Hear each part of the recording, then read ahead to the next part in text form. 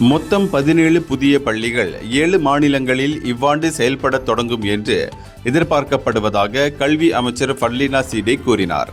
இதில் 8 ஆரம்ப பள்ளிகளும் 9 இடைநிலை பள்ளிகளும் அடங்கும்.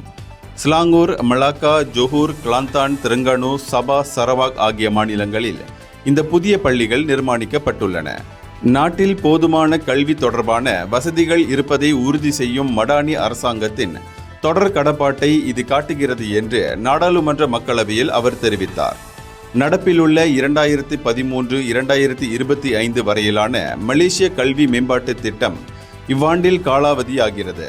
அதற்கு பதிலாக புதிய கல்வி திட்டத்தை மலேசிய கல்வி அமைச்சு வரைந்து வருகிறது என்று அவர் சொன்னார்.